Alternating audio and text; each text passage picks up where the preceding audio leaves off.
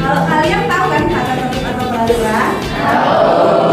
Di sekolah kita itu punya tata tertib dan punya peraturan. Keyakinan kelas itu mirip seperti itu. Bedanya adalah keyakinan kelas itu merupakan kesepakatan yang kita buat sendiri, baik itu antar teman atau antara murid dengan guru atau antara diri kalian sendiri. Nah, kenapa kita buat sendiri? Supaya kita lebih bertanggung jawab untuk mewujudkannya, gitu ya. Karena kalian buat sendiri dan kalian sepakat sendiri. Nah, bagaimana contohnya? Misalnya nih, kesepakatan antara sesama teman. Sesama teman itu harus bagaimana anak-anak? Saling apa? Menyayangi. Saling menyayangi, oke. Saling kalau menolong tadi gue dengar ya. Terus saling menghargai, kan? Saling bekerja sama. Itu contohnya ya. Contohnya. Keyakinan ini kalian jadikan suatu kebiasaan dan kalian berusaha untuk mewujudkannya karena kalian sendiri yang membuat. Ya. Contoh lain misalnya tentang kesepakatan kalian untuk tidak berbuat curang yaitu di kelas, misalnya dalam kegiatan ujian. Nah, tapi usahakan gunakan kalimat atau kata-kata yang positif. Kalau jangan mencontek itu kalimat positifnya apa? Bersikap jujur ya, mengerjakan tugas atau ulangan dengan jujur. Kalimatnya positif. Kalau kalimat positif itu kita lebih enak ya melakukannya ya. Kalau dilarang tuh kayaknya kalian merasa kayak gimana gitu ya kalau dilarang. Contoh lagi tentang misalnya kebersihan kelas. Gunakan kalimat yang positif. Contohnya gimana? Menjaga kebersihan kelas, membuang sampah pada tempatnya, gitu ya. Atau kalau kalimat negatifnya ini yang nggak boleh ya, misalnya jangan membuang sampah sembarangan. Sebenarnya itu juga baik kan, tapi itu kalimatnya kalimat negatif karena menggunakan kata jangan atau dilarang. Gitu. Kalian sudah paham? Kata-kata keyakinan kelas. Jadi kalian bisa cari yang lain lagi ya. Nah di sini ibu minta kalian satu persatu menuliskan apa yang mau dijadikan keyakinan kelas kalian. Nah nanti kalau misalnya ada yang sama, pas seleksi nanti kita pilih salah satu aja ya. Jadi mirip-mirip. Oke, jelas? Jadi setelah kalian tulis, kalian tempelkan pada papan keyakinan kelas di depan ya.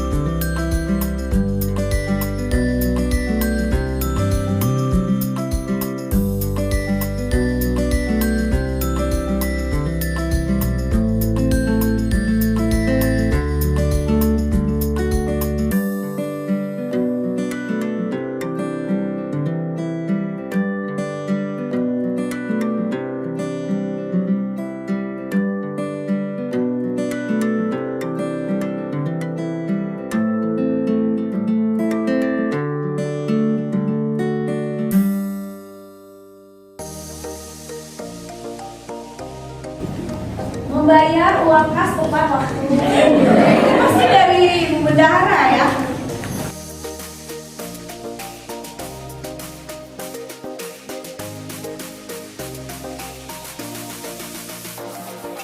Jadi di sini kita sudah mendapatkan keyakinan kelas yang hampir mirip ya, beberapa ya. Jadi ada 1, 2, 3, 4, 5, 6, 7, 8, 9, 10.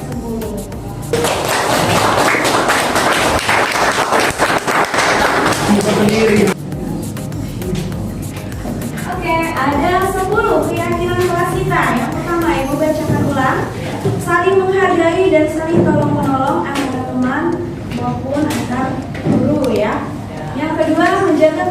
kelas. Ketiga, bertanggung jawab pada tugas. Yang keempat, belajar dengan sungguh-sungguh. Yang kelima, menciptakan kondisi kelas yang kondusif. Yang keenam, bersikap jujur. Yang ketujuh, datang tepat waktu. Kedelapan, membayar uang kas. Yang kesembilan, menjaga fasilitas kelas. Dan yang kesepuluh, menggunakan alat elektronik seperlunya dan secukupnya. Itulah kesepakatan kelas kita dan keyakinan kelas kita yang kita yakini dan akan kita wujudkan ya. Nah, untuk itu supaya sah, ini kalian tanda tangani ya satu persatu di depan, oke? Mulai dari Cecia, Siska, dan selanjutnya seperti tadi ya. Oke, silakan ditandai.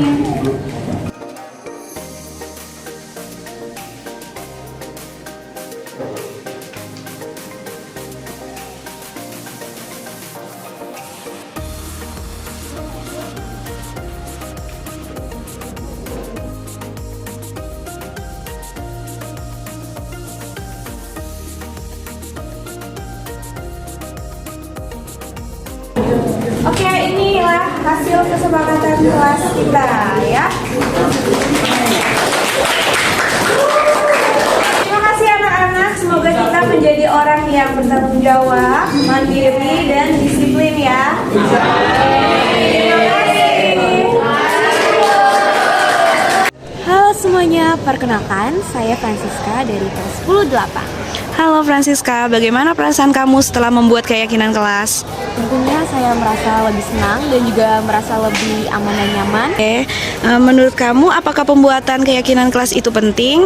Tentunya sangat penting ya bagi kita. Menurut kamu kenapa membuat keyakinan kelas itu penting? Ya tentunya dapat melatih tanggung jawab kita sebagai seorang murid ya. Juga kita lebih care terhadap teman-teman kita dan membuat suasana itu jadi lebih nyaman dan juga aman. Perkenalkan, nama saya Catherine dari kelas 10-8 absen 19. Bagaimana perasaan Catherine saat membuat keyakinan kelas tadi? Sangat senang dan tentunya sangat bersemangat karena mendapatkan pengetahuan baru. Menurut kamu apakah pembuatan keyakinan kelas itu penting? Penting sekali. Karena dari adanya keyakinan kelas ini itu memberikan banyak manfaat positif. Salah satunya itu ialah menciptakan motivasi dan semangat belajar dalam kelas. Oke, terima kasih Catherine. Terima kasih.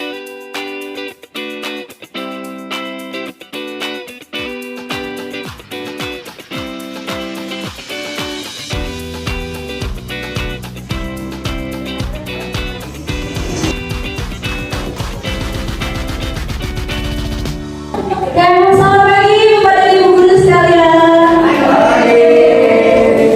Terima kasih saya ucapkan untuk bapak dan ibu guru sekalian yang sudah meluangkan waktunya untuk hadir di tempat ini kita untuk belajar bersama ya, menambah pemahaman kita tentang apa itu budaya positif. Nah, sebelum kita mulai acara ini lebih baik kita buka dengan doa terlebih dahulu.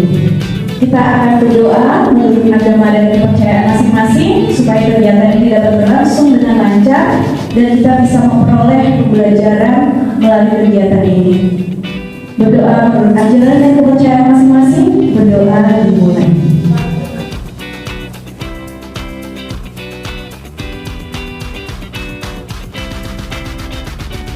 Berdoa selesai. Baik, sebelum kita lanjut ke acara inti yaitu penyampaian materi, kita mulai dulu dengan meminta sedikit kata sambutan dari Bapak Kepala SMA Satu Desa Palembang kepada Bapak Andrea Sudarsana. Saya persilakan maju ke depan.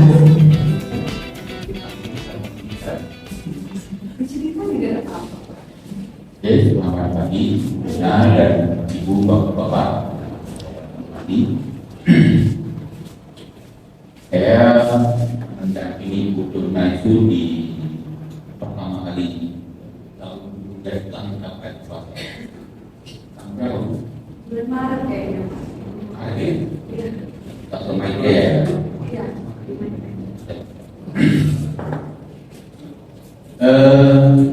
Saya sih tahu lah pada tugas saya di belakang, tapi karena saya orang lama di Palembang banyak kepala banyak bisnis memang sangat saya betul tapi Tapi yang paling berkesan itu ada sekolah-sekolah itu yang gurunya itu antusias sekali. Contohnya ada satu sekolah itu yang takaran bukunya itu ada yang ngirim sampai 5 ya. 5. Kita ngirim berapa Bapak Ibu? 1 dengan begini. Nah ini menjadi permohonan saya dan saya sampaikan ke Bapak Ibu.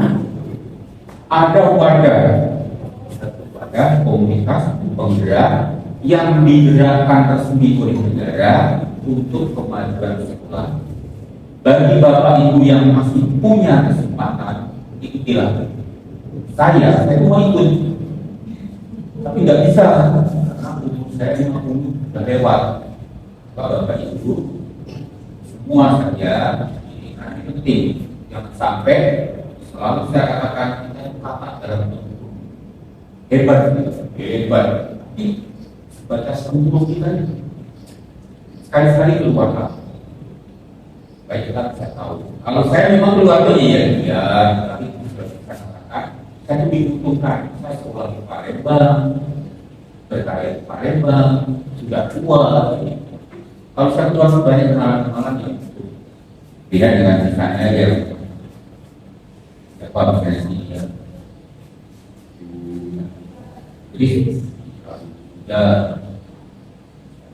Bida sekolahnya di Dulu, biasanya di Jawa kan beda. Itu di ulangi di luar dunia bergerak makin baik. Gak mungkin kita baik sendirian juga mungkin. Di mana-mana ada ikatan jasa dokter, ada di apokat, ada ikatannya ya. Semua ini kalau kita sendirian akan terlibat dalam perburuan kita.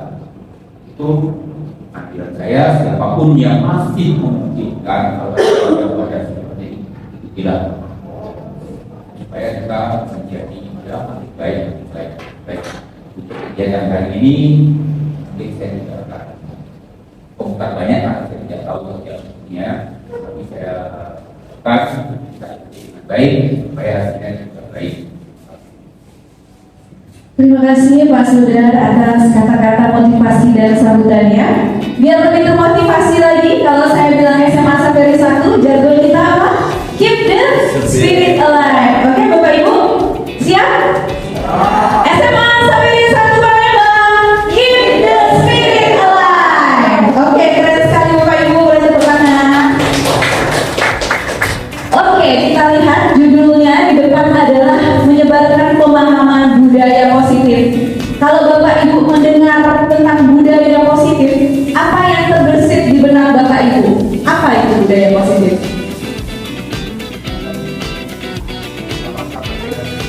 Lawan kata dari negatif. Berarti sesuatu yang baik ya, positif. Budaya itu apa? Benar sekali Bapak Ibu. Jadi kita mau membangun kebiasaan-kebiasaan yang baik di sekolah kita agar tercipta lingkungan pembelajaran yang aman, nyaman, dan berpihak pada murid. Nah itu kan filosofi Ki Hajar Dewantara. Kita ingin pembelajaran itu berpihak pada murid, berorientasi untuk kepentingan murid dan murid. Gitu ya. Jadi konsep inti budaya positif yang ingin saya bagikan pada hari ini adalah yang pertama tentang teori kontrol, kedua disiplin positif, yang ketiga nilai-nilai kebajikan, yang keempat motivasi perilaku manusia, yang kelima kebutuhan dasar manusia, yang keenam posisi kontrol guru, yang ketujuh segitiga restitusi, dan yang kedelapan adalah keyakinan kelas. Nah, untuk menjembatani kita menuju ke materi ini ada yang namanya games kepala tangan. Saya boleh minta tolong nggak sama 2 orang dari Bapak Ibu sekalian untuk mencoba games ini? Ya, 2 orang, Pak Samsu dan Bu Ana bisa minta tolong ya. Saya minta tolong untuk melakukan games kepala tangan. Nah, di sini nanti 1 orang guru akan mengepalkan tangan. Anggap aja di dalam kepala tangannya itu ada suatu rahasia yang besar seperti itu. Dan 1 gurunya lagi membujuk guru yang lain agar mau membuka tangannya. Oke, di sini boleh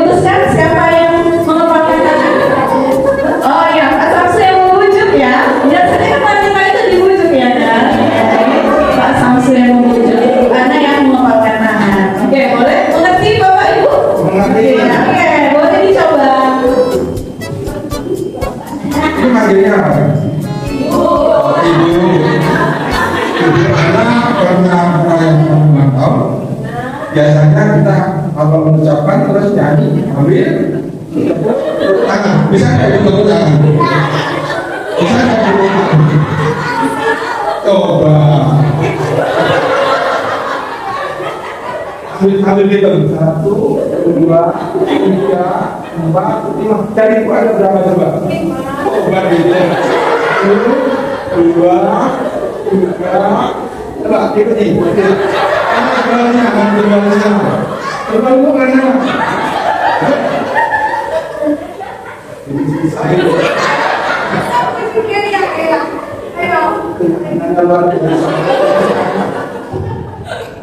Bisa kalian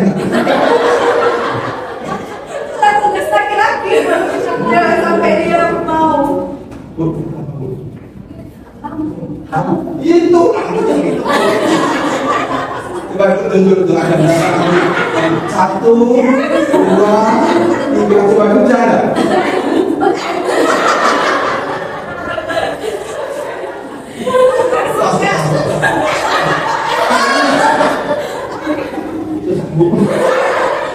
Ini rasanya. Oke, terima kasih.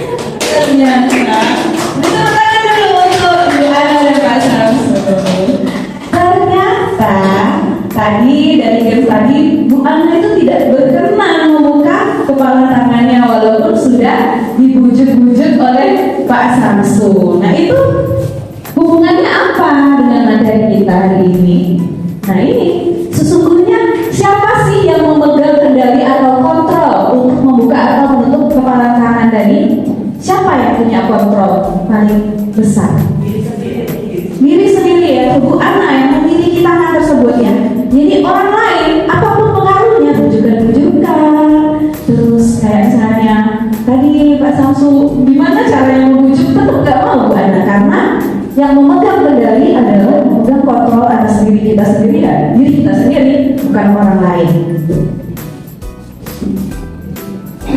Nah ini miskonsepsi kita selama ini ya tentang teori kontrol. Ini menurut Dr. William Glasser.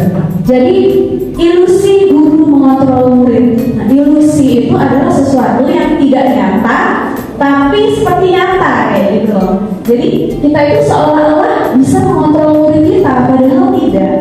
Ya. Jadi seperti seorang pelatih yang mengontrol timnya di dalam suatu pertandingan. Kayak gitu ya. Kita sebagai pelatih itu merasa bisa mengontrol anak-anak kita. Habis ini strateginya kayak gini. Nanti kamu ke sana, ke sini, pukul yang keras seperti itu ya. Tapi pada kenyataannya di dalam lapangan siapa yang memutuskan? Diri sendiri, murid itu sendiri. Jadi kita, Bapak Ibu, tidak bisa mengontrol murid kita. Yang kedua adalah ilusi bahwa semua penguatan positif, efektif, dan bermanfaat. Juga ilusi ya, penguatan positif atau bujukan-bujukan adalah suatu bentuk kontrol. Jadi Pak Samsu tadi berusaha mengontrol Bu Ana, seperti itu ya. Segala usaha untuk mempengaruhi murid agar mengulangi suatu perilaku tertentu adalah suatu usaha untuk mengontrol murid tersebut. Lama-kelamaan murid itu akan sadar bahwa dia dikontrol dan dia nggak mau lagi, seperti itu. Atau sebaliknya, dia akan menjadi seperti selalu mengandalkan guru tersebut, itu bahasanya ya. Jadi selalu mengandalkan orang lain untuk mengontrol dirinya, itu jadi negatif ya. Tidak semua penguatan positif itu efektif. Kalau dilakukan sekali-sekali mungkin efektif, tapi kalau terus-menerus tidak efektif lagi. Nah ini ilusi bahwa kritik dan membuat orang merasa bersalah dapat menguatkan karakter. Nah, menggunakan kritik dan rasa bersalah itu membuat identitas murid menjadi gagal karena dia merasa menjadi orang yang buruk, menjadi orang yang gagal. Jadi ini tidak efektif. Jadi dia hanya berfokus pada hal-hal negatif dalam dirinya, bukan bagaimana saya menjadi orang yang positif ke depannya. Tuh. Lalu ini ilusi bahwa orang dewasa memiliki hak untuk memaksa. Nah ini ya, kita kadang sebagai orang tua, sebagai guru itu merasa bisa memaksa murid kita atau anak kita untuk menjadi seperti apa. Padahal itu tidak bisa.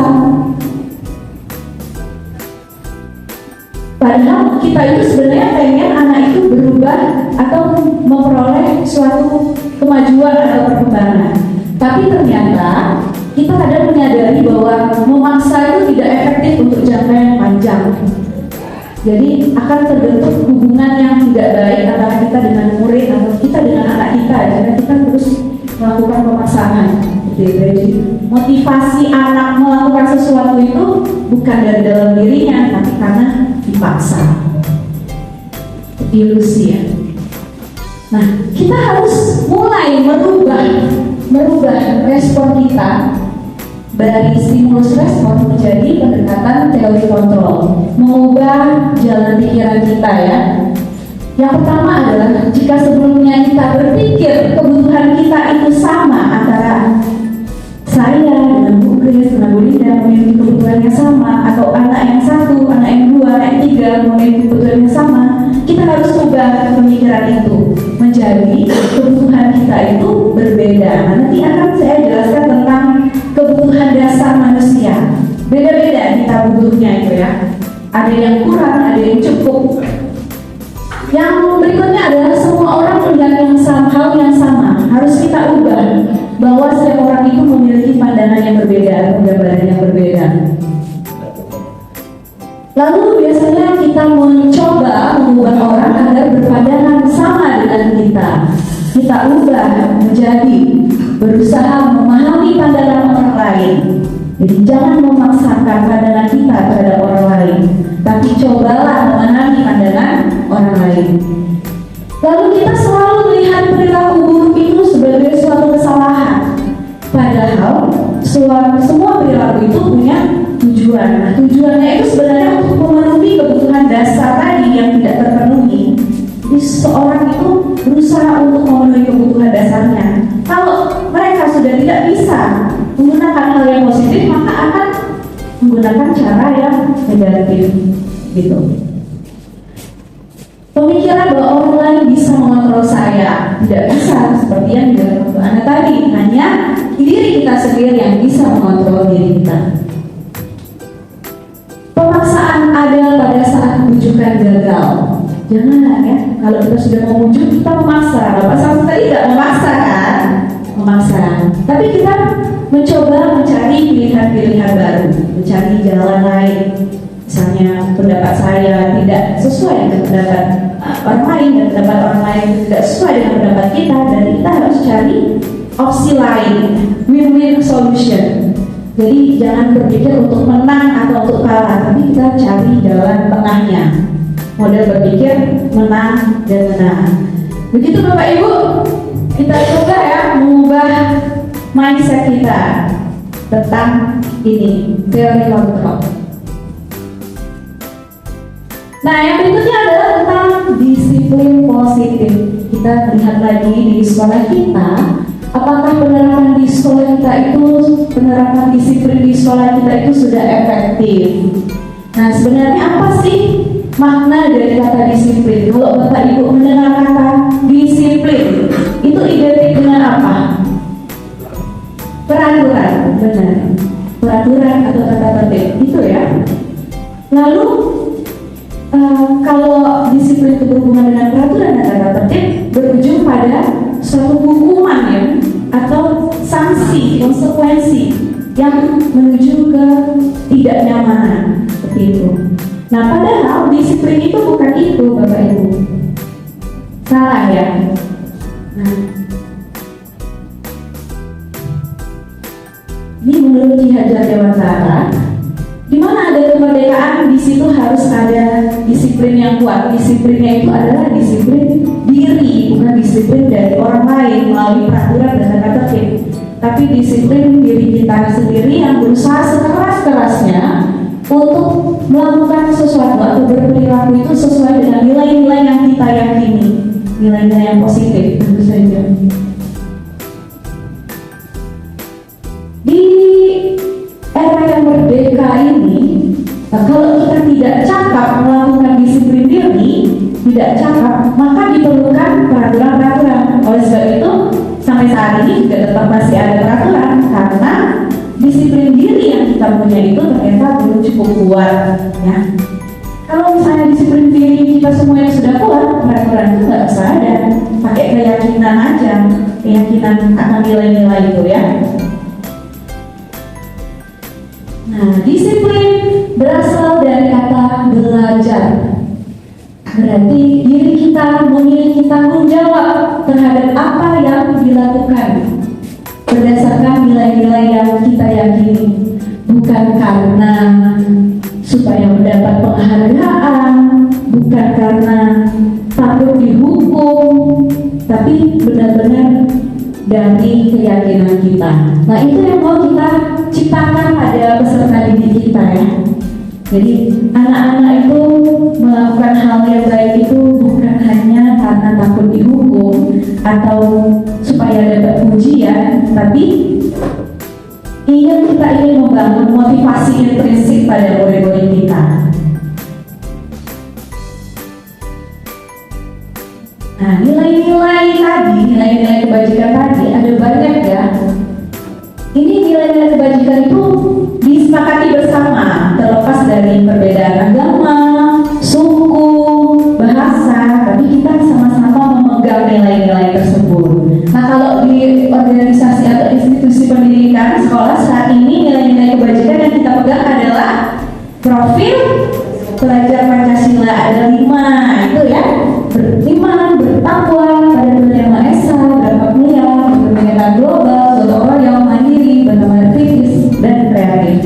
Dan ada banyak yang lain ya nilai-nilai kebajikan. Nah, ini di institusi lain juga memiliki nilai-nilai kebajikan yang dipegang dan hendak diwujudkan. Nah, ini Bapak Ibu itu kan seorang guru ya, seorang pendidik. Kita itu kan setiap hari datang ke sekolah itu berusaha untuk tepat waktu ya. Apa yang mendasari Bapak Ibu itu datang tepat waktu? Kalau Ibu Grace apa? Kalau dari pribadi saya sendiri, karena malu ya, kalau misalnya akan terlambat, malu kepada mereka yang sudah datang terlebih dahulu daripada kita. Baik, merasa malu kalau terlambat dengan orang-orang yang lebih dahulu. Oke, ada lagi yang mau berpendapat? Kira-kira kenapa sih kita datang berusaha tepat waktu itu setiap hari? Bu Vero? Kalau dari pribadi saya itu mungkin tanggung jawab saya sebagai seorang guru, berarti datangnya harus tepat waktu, diusahakan tidak terlambat. Karena kalau terlambat juga kita kan sebagai contoh ya, kita sebagai guru berarti contoh kita kepada peserta didik supaya tidak terlambat. Kalau dari kita saja terlambat, bagaimana peserta didik kita menilai kita? Kita kan dinilai kan, bukan kita diri kita sendiri yang menilai, tapi orang lain. Mungkin pendapat saya. Baik sekali pendapat dari Bu Vero ya. Saya harap semua guru di sini kita semua berusaha untuk datang ke sekolah itu karena tanggung jawab, bukan karena takut dapat surat peringatan atau dimarah oleh Pak Sundar dipanggil atau disebutkan saat briefing ya itu, bukan karena itu. Atau supaya dapat uang transport biar nggak dipotong uang transportnya, atau supaya dipuji-puji oleh teman-teman yang lain. Rajin sekali Miss Angie datang pagi-pagi, gitu kan? Dapat kaos deh, gitu kan? Bukan karena itu, tapi karena kita merasa bertanggung jawab terhadap nilai-nilai yang kita yakini sebagai seorang guru. Kalau misalnya nggak ada peraturan atau hukuman, tidak ada penghargaan, apakah kita akan tetap datang tepat waktu walaupun nggak ada peraturan? Bapak Ibu, tetap ya tepat waktu, amin. Ya, kita akan berusaha mewujudkan itu. Nah, itu salah satu budaya positif yang harus kita jaga ke depannya. Nah, sekolah swasta itu kan dinilai sebagai sekolah yang tepat waktu ya, jarang ada kelas kosong. Semoga kita bisa menjadi sekolah yang seperti itu. Amin. Nah, ini tadi yang benar yang disebutkan oleh Bu Vero tadi, bahwa kita itu ingin menjadi pembelajar sepanjang hayat, menjadi orang yang berusaha bertanggung jawab serta menghargai diri sebagai teladan bagi murid. Karena Anda percaya tindakan Anda sebagai pemimpin pembelajaran akan jadi panutan oleh lingkungan Anda. Bagus sekali. Jadi, itu adalah motivasi perilaku manusia. Ada dua ya secara besarnya ya, motivasi intrinsik dan ekstrinsik. Yang ekstrinsik tadi ya untuk menghindari hubungan atau ketidaknyamanan, mendapat pujian atau penghargaan, itu dari luar kan. Sedangkan dari dalam tadi untuk menjadi orang yang kita inginkan sesuai dengan nilai-nilai pegangan kita. Nah, adalah sebuah kasus. Iva kurang menguasai pelajaran matematika sehingga pada pelajaran tersebut dia lebih banyak berdiam atau menggambar di buku pelajarannya. Pada saat guru matematikanya, Pak Seno guru matematika atau geografi ya? Pak Sudar ya kita ganti. Pada saat guru matematikanya Pak Sudar menanyakan pertanyaan Iva menjadi gugup. Saat menanyakan pertanyaan, Iva menjadi gugup dan tidak sengaja menjatuhkan tasnya dari kursi. Serta tiba-tiba menjadi gagap pada saat guru bayar menjawab. Seluruh kelas pun tertawa melihat perilaku Iva yang berbicara tergagap dan terkejut. Pak Sudar pada saat itu membiarkan teman-teman Iva menertawakan Iva yang tergagap dan malu luar biasa, dan malahan meminta Iva untuk maju ke depan dan berdiri di depan kelas sambil menunjuk hidungnya. Guru-guru zaman dulu mungkin kayak gini ya, maju ke depan, kamu telinga, angkat kaki, nah kayak gitu kan. Kelas makin gaduh, anak-anak pun tertawa melihat Iva di depan kelas memegang hidungnya. Apakah Bapak Ibu sekalian setuju dengan tindakan Pak Guru tersebut terhadap Iva? Tidak. Menurut Bapak Ibu, tindakan Pak Guru tersebut terhadap Iva adalah sebuah hukuman atau konsekuensi? Hukuman ya. Oh, beda ya hukuman dengan konsekuensi itu, Chris. Ya beda ya berarti ya. Konsekuensi itu kayak kita harus membayar apa yang sudah kita lakukan ya. Sedangkan hukuman itu diberikan oleh orang lain satu arah dan secara tiba-tiba gitu, dan membuat kita tidak nyaman ya. Sama-sama tidak nyaman hukuman dan konsekuensi itu sebenarnya. Cuman yang paling rendah, tingkatan paling rendah itu adalah hukuman. Nah ini ya ciri-cirinya tidak terencana. Kalau disuruh maju push up, belum ada kesepakatan sebelumnya. Tiba-tiba murid tidak tahu apa yang akan terjadi. Bersifat satu arah tanpa melalui kesepakatan, bisa berupa fisik maupun psikis ya. Dipermalukan itu psikis ya. Murid atau anak akan disakiti oleh suatu perbuatan dan kata-kata, hukuman. Sedangkan konsekuensi tadi sudah terencana atau disepakati bersama. Sama-sama tahu kalau saya melanggar itu saya akan apa, gitu kan? Sudah dibahas dan disetujui oleh guru dan murid. Konsekuensi dibuat oleh pihak guru atau sekolah. Murid sudah mengetahui sebelumnya konsekuensi yang akan diterima bila ada pelanggaran.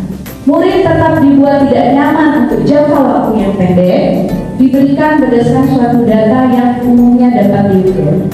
Di sekolah kita pernah nggak sih kasih konsekuensi ke anak kita ya? Ada ya, apa ya Bu ya? Saya agak sedikit lupa, apa ya? Kalau terlambat itu apa konsekuensinya untuk anak kita? Lebih dari 5 kali diskor. Nah itu sudah ada peraturannya ya, kesepakatan bersama. Kalau terlambat harus minta tanda tangan dulu, keluar tiket, harus apa dulu ya kan? Di konseling dulu oleh guru BK, misalnya sudah terlalu banyak. Direstitusi dulu, ada bahasa baru nih, restitusi. Ya, nanti akan kita pelajari apa restitusi. Di paling bawah tadi ada hukuman, di atasnya ada konsekuensi, dan yang paling baik adalah untuk upaya untuk menumbuhkan disiplin positif itu namanya restitusi. Nah, tapi sebelumnya kita coba dulu lihat. Mencatat 100 kali di dalam buku kalimatnya saya tidak akan terlambat lagi karena dia terlambat ke sekolah. Itu hukuman atau konsekuensi Bapak Ibu? Hukuman. Oke, hukuman ya kalau saya tidak ada kesepakatan terlebih dahulu. itu termasuk hukuman. Tapi kalau sudah disepakati di kelas, ya kan, nanti anak-anak kalau terlambat harus menulis ya, gitu. Itu kesepakatan, jadi konsekuensi. Tapi kalau tidak ada kesepakatan, itu adalah hukuman. Yang berikutnya, lari mengelilingi lapangan basket karena terlambat datang ke sekolah, hukuman atau konsekuensi? Hukuman. Membersihkan coretan yang dibuatnya di meja tulis, konsekuensi ya, karena antara sanksi yang diberikan dengan apa yang diperbuat itu make sense, berhubungan. Murid diminta untuk push up 15 kali karena tidak menggunakan masker ke sekolah. Hukuman ya, hukuman. Tidak sesuai dengan apa yang kesalahan yang dia perbuat. Lalu menggunakan fisik lagi. Menggantikan kertas tugas teman yang telah dicoret-coret, konsekuensi. Berjemur di lapangan basket jam 12 siang karena mengobrol dengan teman, hukuman. Nah, kita dulu juga pernah ya seperti takut-takuti oleh hukuman seperti ini ya, kalau terlambat akan dijemur.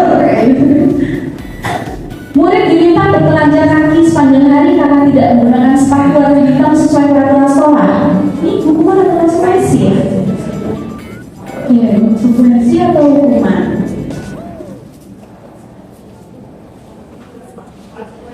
Coba, Bu Ida mungkin ada pendapat. Menurut saya mungkin itu konsekuensi ya, karena di situ kan murid diminta bertelanjang kaki sepanjang hari karena tidak menggunakan sepatu warna hitam. Ya, karena tidak menggunakan sepatu berwarna hitam ya, dia konsekuensinya harus bertelanjang kaki sepanjang hari, seperti itu. Ada pendapat lain Bapak Ibu mungkin yang berpendapat itu sebagai hukuman? Bu Windy mungkin, menurut Ibu hukuman atau konsekuensi? Kalau menurut saya, kalau bertelanjang kaki, kemudian artinya di sekolah sudah ada peraturan bahwa kalau memang menggunakan sepatu selain warna hitam itu akan ada konsekuensi. Artinya sudah ada kesepakatan sebelumnya, itu berarti konsekuensi. Tapi kalau tidak sepengetahuan siswa, artinya tiba-tiba siswa belum tahu peraturan yang jelas, itu namanya hukuman. Oke, bagus sekali. Ya berarti sudah paham ya. Nah, tapi bisakah kita memberi konsekuensi lain yang kira-kira lebih gimana ya? Tidak ada unsur hukumannya. Kalau nggak pakai sepatu sakit ya kaki ya, kotor, bisa menginjak sesuatu yang membahayakan. Itu cenderung menjadi hukuman kan? Kira-kira konsekuensi apa sih yang tepat jika anak kita itu tidak pakai sepatu hitam tuh sebaiknya diapakan ya konsekuensinya? Coba Ibu ada pendapat? Minta apa ya karena kaitannya dengan saya juga melihatnya ini bisa dua ya Bu ya. Peraturan sudah ada yang menggunakan sepatu berwarna hitam, tapi dia tidak menaati peraturan. Hanya memang bentuk konsekuensinya menjadi tidak pas, bahkan seperti hukuman. Mungkin apa ya, kalau diminta untuk mengerjakan sesuatu itu nanti seperti hukuman juga ya, dan tidak relevan dengan tata tertib yang dia langgar ya. Apa ya kira-kira ya? Bingung juga. Kalau saya sih mungkin lebih mengerjakan sesuatu yang sifatnya juga ada apa ya, melatih dia misalnya mengerjakan sesuatu, mengerjakan tugas piket. Memang tidak relevan dengan aturan yang dia langgar, tetapi ya lebih tidak sifatnya seperti hukuman lah kalau diminta untuk tidak menggunakan atau tidak beralas kaki. Nah ya. Hukuman walaupun diberikan merupakan hukuman yang positif seperti membersihkan atau mengerjakan apa sesuatu itu, walaupun dia positif ya, hukuman itu tetap membuat siswa itu merasa tidak nyaman ya, walaupun itu positif. Hal yang positif itu kan sebaiknya dilakukan bukan karena melakukan kesalahan ya, tapi karena memang ingin kayak gitu. Jadi sebenarnya memberi hukuman itu baik positif ataupun negatif itu berdasarkan apa yang saya dapatkan itu tetap tidak diperkenankan. Mungkin konsekuensinya sepertinya di sekolah kita itu sudah menerapkan ya, seperti dicatat di buku pemantauan atau pelanggaran tata tertib itu, misalnya dia sudah melebihi batas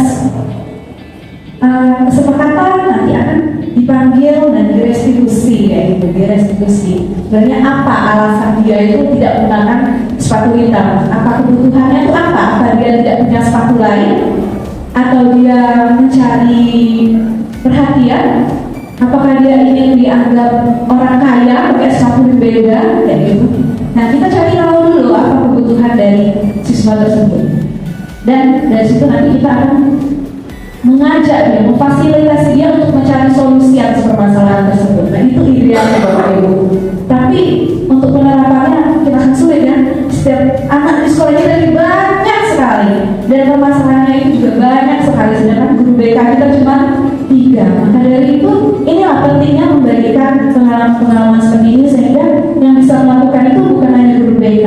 Kita sebagai guru mata pelajaran juga punya kemampuan kepribadian dan sosial yang seperti ini, merestitusi, membantu siswa menyelesaikan permasalahannya. Kalau misalnya kita sudah nggak sanggup lagi, baru bisa kita arahkan ke BK atau minta bantuan pendampingan dari BK. Nah, seperti itu. Saya dulu takut jika ada siswa saya yang bermasalah itu, saya takut menanganinya karena saya merasa saya tuh nggak punya kemampuan untuk menyelesaikan permasalahan dia. Jadi saya selalu minta temani oleh bisa Pak Ivo atau guru BK atau Pak Eko ya, gitu. Karena saya merasa takut salah perlakuan saya. Kemarin itu saya ada siswa yang bermasalah di kelas saya, Brandon, yang namanya sebut merek. Nah, dia itu ketika kegiatan kemah, dia tidak membantu teman-temannya. Nah, lalu teman-temannya itu pada protes semua karena Brandon ini dia jadi playing victim kayak gitu. Nah, jadi saya ajak dia ke ruang BK bersama Pak Ivo. Nah, sebelumnya itu saya belum belajar tentang ini, dan saya memperhatikan, ternyata cara Pak Ivo menggali informasi itu bagus ya ternyata, dan membuat anak itu menemukan solusinya sendiri itu ternyata bagus kayak gitu, dan bisa saya contoh. Nah, setelah itu baru saya dapat materi ini. Ternyata yang dilakukan oleh Pak Ivo itu restitusi namanya, dan saya coba ke anak-anak saya, anak-anak saya. Tadi tentang hukuman dan konsekuensi. Nah, ini juga pengetahuan baru bagi saya. Saya itu guru yang senang memberikan penghargaan kepada murid-murid saya, baik itu pujian ataupun saya posting ataupun saya ranking kayak gitu, berikan makanan, berikan pena kayak gitu. Saya tuh hobi ya, guru yang senang merayakan keberhasilan siswa. Tapi ternyata ini tidak semuanya baik ya. Nah, Bapak Ibu pernah mengalami hal ini, mendengar hal ini, atau dulu pernah mengalami sendiri kayak, kalau kamu bisa dapat juara 1, nanti mama belikan mainan, mama belikan baju baru deh, kayak gitu. Pernah kan? Saya juga pernah ya. Nah, sebenarnya kalau kita melakukan tersebut, sebenarnya kita sedang berasumsi bahwa murid kita tuh nggak mampu dan nggak mau kayak gitu. Makanya kita iming-imingi, gitu ya. Judulnya ini dihukum oleh penghargaan. Nah, penghargaan itu sebenarnya untuk jangka pendek baik ya, tapi untuk jangka panjang dia tidak baik karena membuat ketergantungan. Sehingga murid kita itu motivasinya itu karena ingin mendapatkan penghargaan dan berharap untuk mendapatkan penghargaan lagi. Jadi ada sebuah cerita nih, di suatu sekolah dasar itu ada gurunya memberikan sebuah buku penghargaan. Setiap kali anak tersebut melakukan hal-hal baik itu diberi bintang, stiker bintang, kayak gitu, diberi stiker bintang. Jadi awalnya siswa ingin termotivasi kan melakukan hal baik, menjaga kebersihan, menyapa guru, bersalaman, gitu. Awalnya, suatu waktu murid tersebut pergi ke Gramedia, terus di sana dia lihat ada stiker yang mirip punya gurunya. Dia belilah stiker itu, lalu ditempel sendiri. Nah, ibu guru lihat, bintang saya sudah penuh, kayak gitu kan. Jadi anak-anak tuh bukan fokus pada kebaikan nilai-nilai yang dia lakukan tadi, tapi fokusnya untuk mencari penghargaan. Jadi lupa ya untuk tindakan baik yang dia lakukan itu. Nah, ini dulu juga saya sering melakukan yang ini. Ayo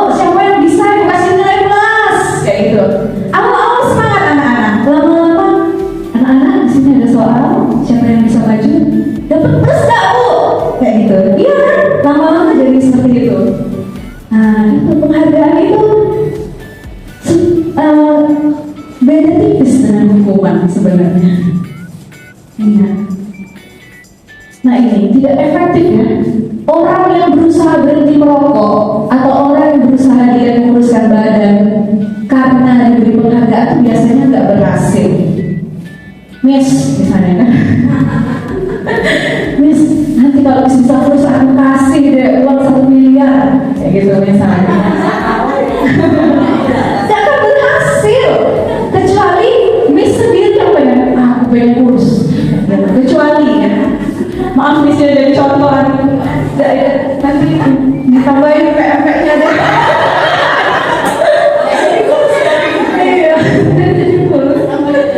Maaf ya. Nah ini penghargaan merusak hubungan. Nah kalau ada orang yang selalu dipuji dapat penghargaan, orang lain yang lainnya jadi iri ya kan, merusak hubungan. Ada yang iri, terus ada persaingan, cemas kita kalau nggak dapat penghargaan. Yang nggak pernah dapat penghargaan jadi males nyoba. Apalagi ya kan, saya nggak pernah kok dapat penghargaan. Saya ranking paling bawah kayak gitu kan. Mungkin lah dapat penghargaan nggak usah melakukan hal yang disuruh ibu guru. Penghargaan merusak hubungan. Penghargaan mengurangi ketepatan. Ya kalau diberikan ini riset, anak-anak diminta mengingat kata-kata tertentu, kemudian mereka diminta mengambil kartu yang berisi kata-kata yang diingat setiap kali muncul. Beberapa anak diberikan permen setiap mereka memberi jawaban yang benar, dan sebagian yang lain hanya diberitahu saja bila jawaban mereka benar. Hasilnya apa? Anak-anak yang mendapat permen itu jawabannya banyak yang tidak tepat dibandingkan anak-anak yang hanya diberitahu jawabannya benar. Kan dia tidak fokus lagi, fokusnya untuk dapat permen itu tadi. Penghargaan menurunkan kualitas. Nah, seorang pengamatan dilakukan pada sekelompok mahasiswa yang sedang kerja praktik di sebuah surat kabar universitas.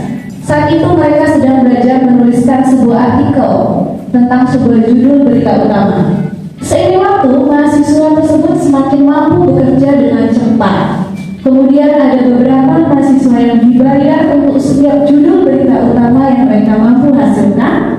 Dan setelah beberapa lama, mahasiswa yang dibayar ini hasil kinerjanya berhenti berkembang. Mereka yang tidak menerima bayaran terus berupaya mengasah diri menjadi lebih baik, ya, menurunkan kualitas, mematikan kreativitas. Jadi kreativitas juga dari kualitas yang menurun, kreativitas juga menurun. Nah ini penghargaan itu menghukum mereka yang tidak mendapatkan, gitu ya. Yang juara kedua tuh biasanya yang paling sedih. Pernah ikut pertandingan kan? Saya pernah ikut pertandingan tuh sampai di final ya gitu kan, main basket. Wah berusaha banget. Padahal dapat juara 2 loh, tapi sedihnya itu kecewa loh dapat juara 2 itu ternyata malah dapat juara 3 yang enak. Karena di pertandingan terakhir dia menang kayak gitu. Tapi juara 2 itu sedih. Dihukum merasa jadi dapat piala juara 1. Nah jadi sebenarnya kalau anak-anak kita itu sudah mampu menguasai atau memiliki keterampilan yang kita ajarkan, itu sebenarnya sudah cukup sampai di situ. Mereka sesungguhnya kalau mereka bisa melakukan apa yang kita ajarkan itu, sesungguhnya mereka sudah mendapatkan sebuah penghargaan. Jika kita memberi penghargaan kepada anak tersebut saat dia merasa bangga dengan pencapaiannya, maka kita akan mengambil kegembiraan yang saat itu sedang dirasakan secara mulia. Ya. Nah ini adalah yang kan kita bahas yang terbaik ya, yaitu upaya menciptakan disiplin positif dengan cara restitusi.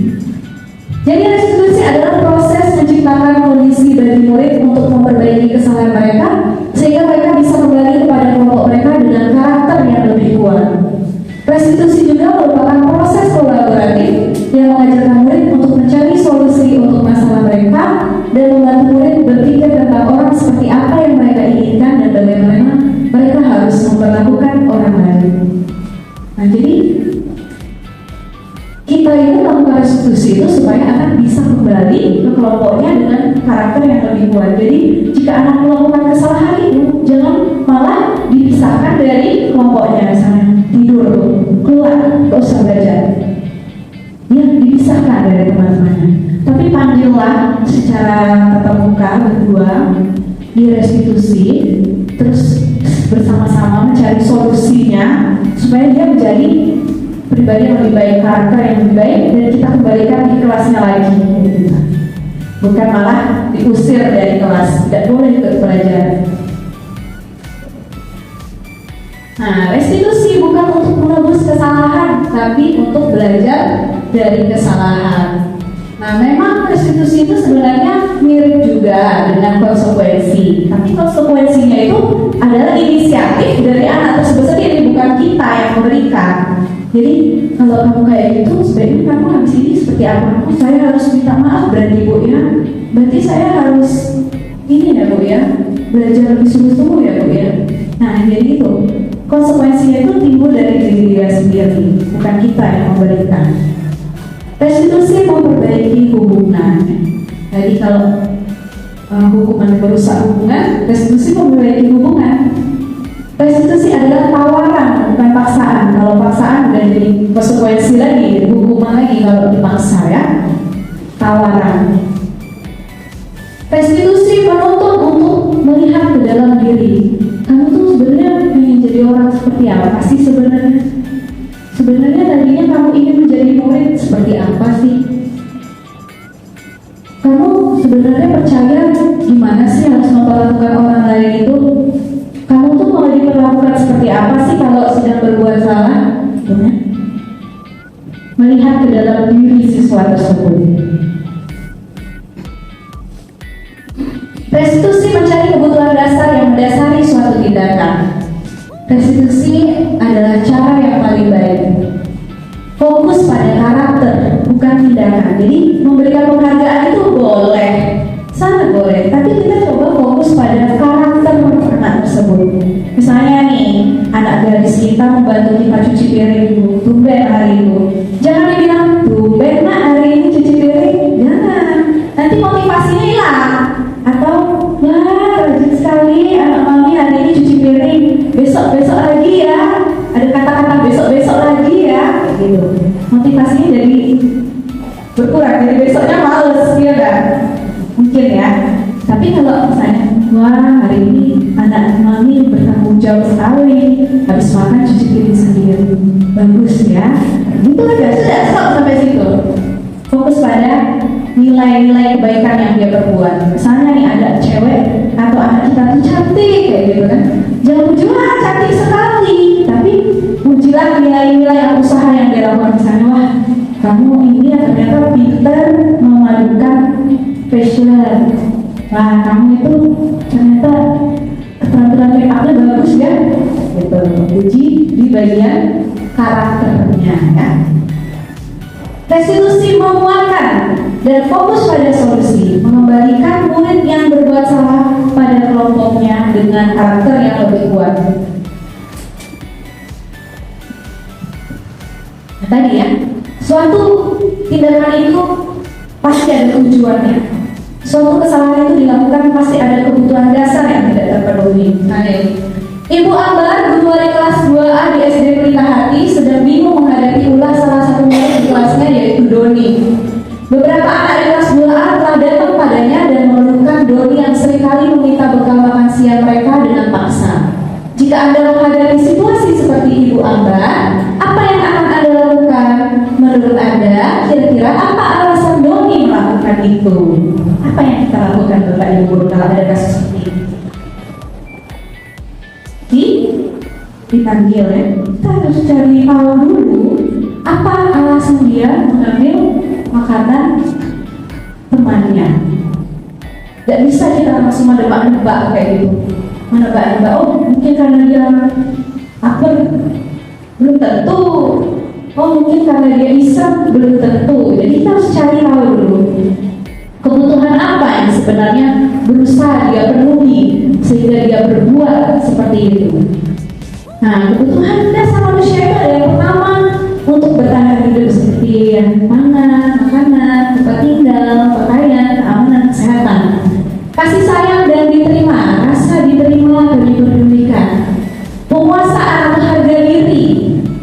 diakui, berprestasi, dengar.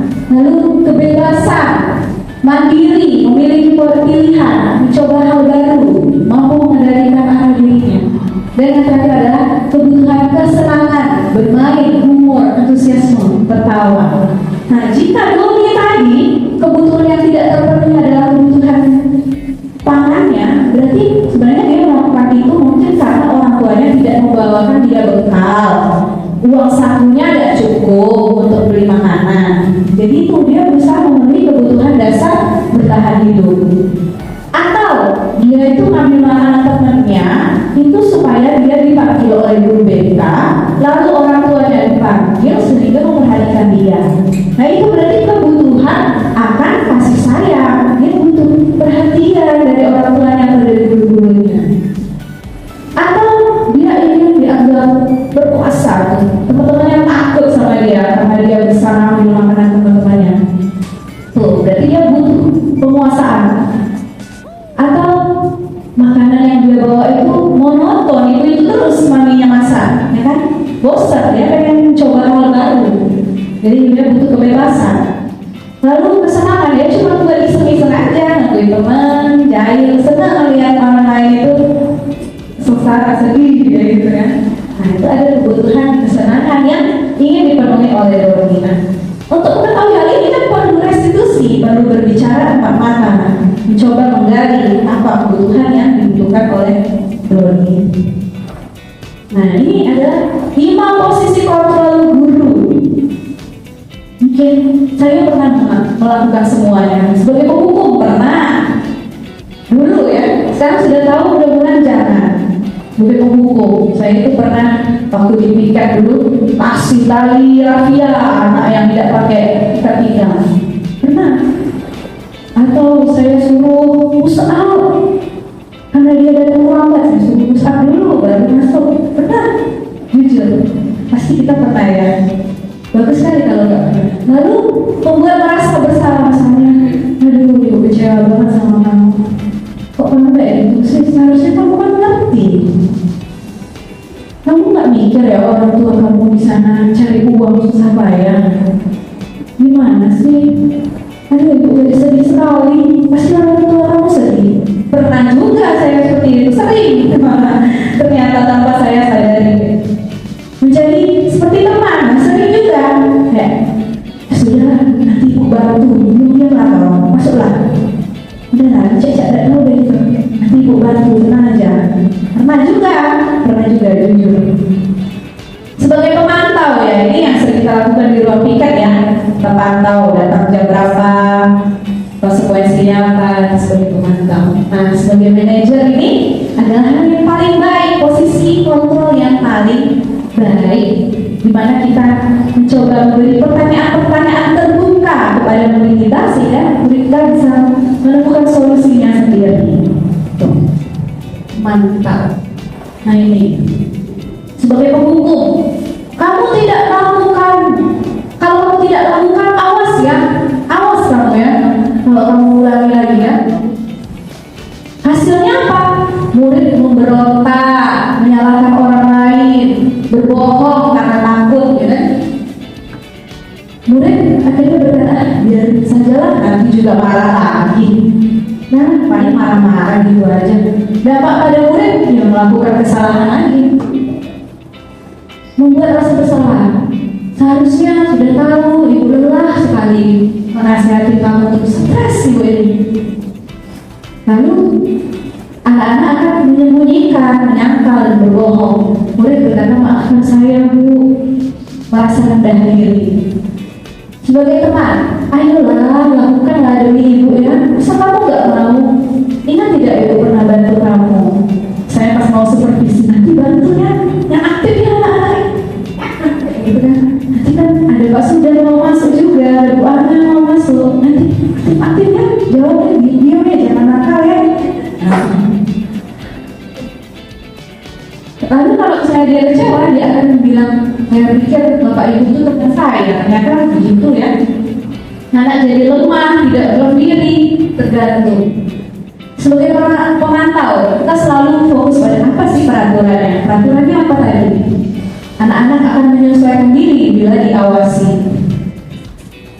Anak-anak akan berkata, berapa banyak bintang yang saya harus peroleh, berapa halaman yang harus saya tulis, ya, fokus pada konsekuensi atau peraturan. Menitik beratkan pada sanksi atau hadiah untuk dirinya. Nah, ini sebagai manajer mengajukan pertanyaan.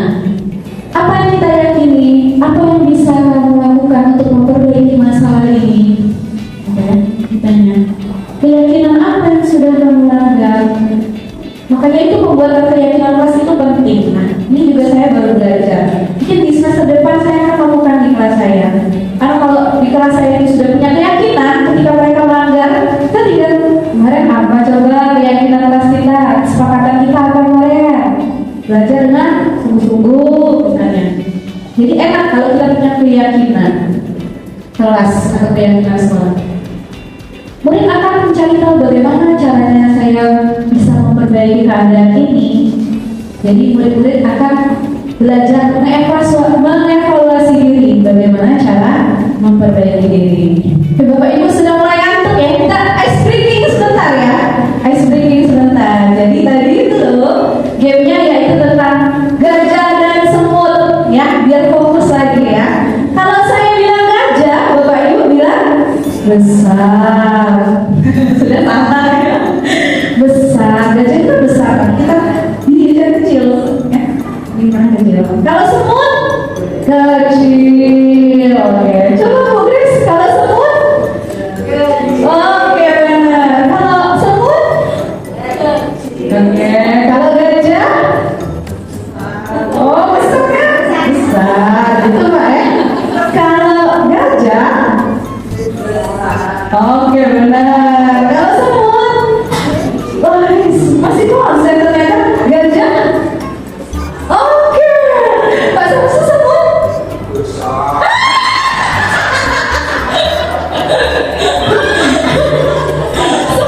besar ya. Oke, kalau saya iya besar semut ternyata.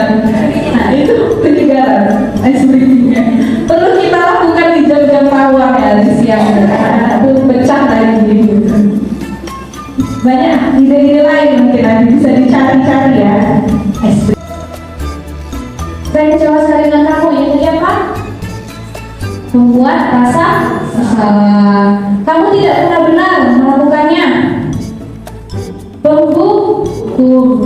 Ya. Apa rencana kamu untuk menyelesaikan masalah ini? Manajer, ayolah lakukan demi Bapak Ibu ya. Nah, kamu tidak pernah mendapat nilai jika tidak mengerjakan tugas. Pemantau ya, konsekuensinya kalau nggak ngerjain tugas nggak dapat nilai. Nah ini ya cara untuk menyelesaikan masalah bersama siswa kita secara kolaboratif, yaitu menggunakan restitusi, yaitu proses dialog yang dilakukan oleh guru agar dapat menghasilkan murid yang mandiri dan bertanggung jawab. Jadi dia bertanggung jawab atas perilaku yang dilakukannya dengan solusi yang berdasarkan inisiatif dia sendiri. Ada 3 tahapan restitusi. Yang pertama adalah menstabilkan identitas terlebih dahulu. Jadi ketika anak berbuat kesalahan atau ketika emosinya itu sedang tidak terkontrol, maka kita harus menstabilkan dulu identitasnya. Jadi seperti memberikan kata-kata, oh membuat kesalahan itu hal wajar kok. Semua orang pernah melakukan kesalahan. Sehingga dia emosinya itu bisa stabil dulu, sehingga bisa diajak berpikir rasional ya. Setelah itu baru kita memvalidasi tindakan yang salah. Nah baru kita arahkan bahwa perilaku yang mereka lakukan itu salah.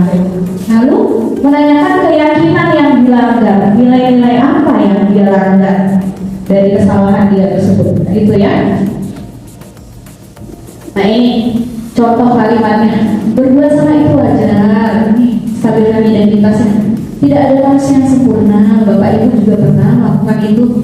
Kita tidak mau cari siapa yang salah, siapa yang benar. Kita cari solusi dari masalah ini. Pak Eko sering nih pakai kata-kata ini kan. Kamu berhak merasa begitu. Validasi tindakan yang salah. Kamu pasti punya alasan kan? Kenapa kamu melakukan itu? yang dia coba penuhi. Padahal kamu bisa melakukan yang lebih buruk dari ini ya. Untung saja kamu tidak melakukan yang lebih buruk. Kamu patut bangga karena telah memiliki sesuatu yang penting bagimu. Kamu melakukannya karena mempertahankan sesuatu yang penting bagimu. Lalu baru diingatkan lagi dengan keyakinan kelas yang pernah dibuat. Apa keyakinan kelas kita? Nilai-nilai apa yang sudah kita sepakati? Seperti apa gambaran kelas yang ideal menurut kamu? Kamu ingin menjadi orang seperti apa? Mulai diingatkan lagi dengan keyakinan. Nah, ini contoh restitusi yang saya lakukan bersama murid saya, yaitu Bapak Ibu kenal ya. Nah, Bapak Ibu yang ngajar di situ pasti tahu bagaimana Matthew di kelas. Ya, motivasi belajarnya itu cukup rendah ya. Tidak, kalau nyata tuh harus dipaksa dulu. Ngantuk, sering tidak fokus ya gitu. Matthew. Oke, jadi maksud Ibu mengundang kamu ke sini adalah Ibu ingin menanyakan tentang hal yang kamu lakukan tadi di kelas Ibu. Tadi ketika pelajaran Ibu, kamu itu nampak ngantuk dan tidur-tiduran, serta tidak mengerjakan latihan soal yang Ibu berikan. Apakah kamu mengakuinya, Matthew?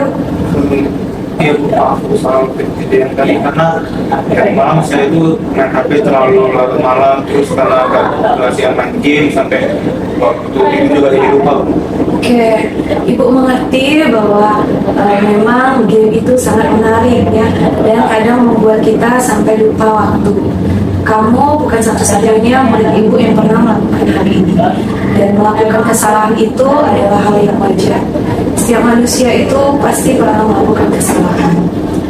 Nah, kamu tentu punya alasan kan kenapa kamu sampai melakukan hal itu di kelas ini.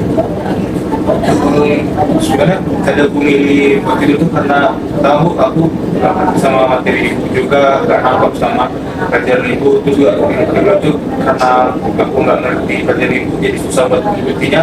Kayak aku jadi terlalu nangkep sepele sama pelajaran Ibu, jadi kayak aku milih waktu materi Ibu jadi tidur-tiduran tadi dengan tugas.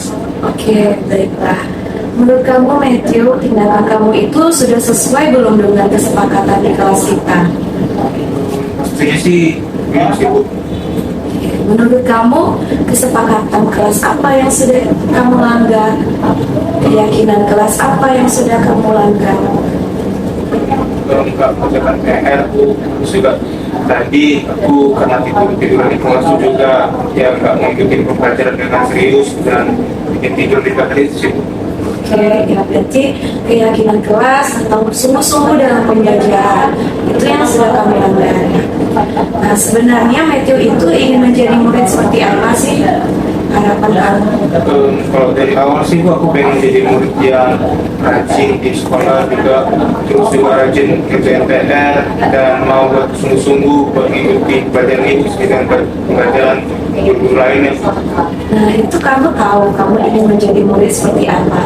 Apakah kamu mau memperbaiki diri, Matthew, dengan tidak tidur-tiduran lagi di kelas dan fokus pada pelajaran Ibu? Ibu, aku pengen sih berubah menjadi yang baik. Oke, baiklah, Ibu hargai keinginan kamu untuk berubah. Semoga nanti kamu bisa menjadi murid seperti yang kamu inginkan itu. Dan akhirnya kamu bisa fokus dalam pembelajaran sehingga kamu bisa mengerti dan paham apa yang disampaikan oleh guru. Oke, gitu Matthew. Ibu. Oke, terima kasih, saya hargai usaha kamu. Siang, Brenda. Selamat siang. Begini, Brenda, tadi Ibu mendapat laporan dari teman-teman kelas kamu bahwa kemarin ketika kegiatan kemah itu Brenda tidak membantu teman-teman yang lain dalam pekerjaan, misalnya ketika masak atau ketika mendirikan tenda. Apakah benar, Brenda? Iya, Bu. Iya, kamu mengakuinya. Iya. Oke. Kalau Brenda melakukan kesalahan adalah suatu hal yang manusiawi. Kamu bukan satu-satunya orang yang pernah melakukan kesalahan. Ibu pun juga pernah melakukan kesalahan. Dan kamu pasti punya alasan kenapa kamu tidak membantu teman-teman kamu. Bisa kamu ceritakan, Brenda, apa alasan kamu tidak membantu teman-teman kamu? Jadi begini Bu, sebenarnya tuh saya tuh ya perilaku saya tuh agak berbeda daripada teman-teman yang lain. Jadi mereka tuh kayak kesel gitu kalau saya dekat-dekat dengan mereka. Jadi kamu merasa enggak sungkan ya membantu teman-teman kamu? Iya. Oke, baiklah. Menurut kamu nilai-nilai dan keyakinan apa yang telah kamu langgar? Itu Bu, nilai-nilai yang saya langgar tuh ya nilai bekerja sama dengan teman-teman gitu. Jadi kamu merasa kamu belum mampu bekerja sama dengan teman-teman kamu ya? Sebenarnya Breman ingin menjadi teman seperti apa sih untuk teman-teman kamu? Ya, saya tuh ingin menjadi teman yang bisa diandalkan gitu oleh teman-teman yang lain. Karena itu perilaku saya tuh agak berbeda daripada teman-teman. Jadi saya itu ingin bergaul dengan mereka, tapi mereka tidak terima gitu. Di sini Ibu tidak ingin mencari kesalahan, tapi kita coba mencari solusinya ya. Menurut kamu, teman-teman kamu sulit untuk menerima pribadi kamu yang unik ini. Ya. Nah, jadi menurut kamu, apa yang harus kamu lakukan agar teman-teman kamu dapat menerima keadaan kamu ini? Apakah kamu bersedia untuk berubah, Breman? Bersedia. Oke. Kamu ingin berubah menjadi seperti bagaimana? Seperti apa? Saya tuh ingin berubah menjadi pribadi yang lebih baik gitu Bu, oleh di hadapan teman-teman, biar bisa dihormati lah gitu. Oke, apakah kamu bersedia untuk mulai sekarang itu mau bekerja sama dengan siapa saja, mau membantu teman-teman kamu? Apakah kamu bersedia? Bersedia Bu. Ibu menghargai usaha kamu dan keinginan kamu untuk berubah. Semoga kamu bisa menjadi teman yang baik bagi teman-teman kelas kamu ya. Kamu bisa berubah, bisa bekerja sama dengan mereka, sehingga kalian bisa menjadi kelas yang semakin baik lagi. Oke, Breman, terima kasih. Oke, terima kasih Bu. Nah, itu tadi contoh menerapkan segitiga restitusi. Pertama, kita stabilkan dulu identitasnya. Yang kedua, kita tanya validasi kesalahannya dengan cara menanyakan alasan kenapa dia melakukan hal tersebut. Dan yang terakhir, kita tanyakan lagi tentang keyakinan yang sudah dia langgar. Gitu. Dan terakhirnya lagi mencari solusi. Nah, itulah kenapa penting adanya suatu keyakinan di kelas kita ya, bukan peraturan. Kalau keyakinan itu dibuat berdasarkan kesepakatan bersama dan disetujui bersama, sehingga dia lebih bertanggung jawab untuk mewujudkannya dibandingkan peraturan yang dibuatkan oleh orang lain. Ya.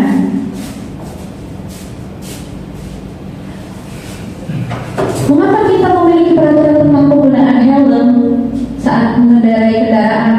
Ya berarti nilai keselamatan yang mau kita cari, ya kan?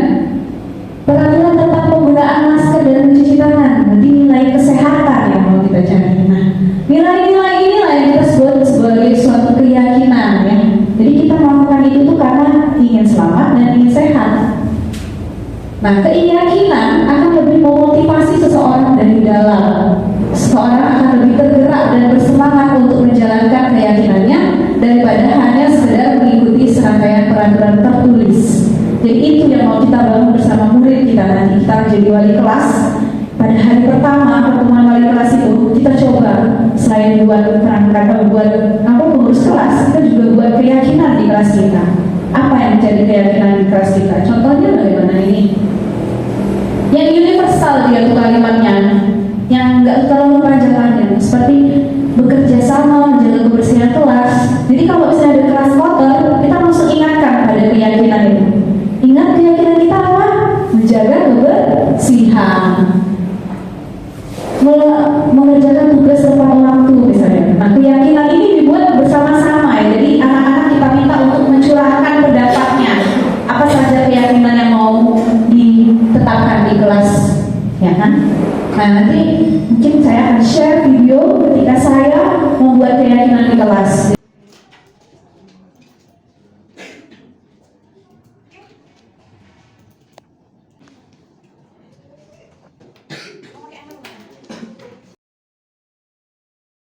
Kita sampaikan dulu konsep keyakinan. Perbedaan antara keyakinan dengan peraturan dan tata tertib itu apa? Lalu anak-anak kita minta untuk mencurahkan pendapatnya. Keyakinan apa yang mau dibuat di kelas?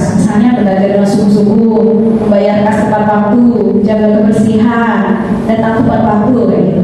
Diterima dulu ya curahan pendapat dari anak-anak, lalu kita jadikan suatu keyakinan dan ditandatangani oleh seluruh kelas, disepakati. Kita sudah tanpa terasa waktu, mungkin Bapak Ibu terasa ya, kita sudah sampai di penutup. Terima kasih kepada Bapak Ibu guru sekalian yang sudah antusias mengikuti acara ini supaya kita menjadi guru yang semakin baik lagi, membentuk budaya sekolah yang berfokus pada kebutuhan murid dan pertumbuhan karakter positif. Bukan hal yang mudah, tetapi kita lakukan secara bersama-sama di sini, kolaboratifnya. Semoga buah dari kerja keras inilah ini dapat terlihat ketika kita menyadari bahwa murid kita sudah bertumbuh menjadi seorang dewasa yang sukses di pekerjaannya, di kehidupannya, dan relasinya dengan orang lain dengan karakter yang memiliki integritas tinggi, bertanggung jawab, dapat diandalkan, berbudi pekerti luhur, dan bermanfaat bagi lingkungan dan negara. Amin Bapak Ibu. Amin. Terima kasih kepada Bapak Ibu guru yang sudah meluangkan waktunya hadir di sini. Terima kasih juga untuk Bapak Kepala Sekolah. Saya tutup acara ini lagi dengan berdoa. Kita doa menurut ajaran dan kepercayaan masing-masing. Berdoa dimulai.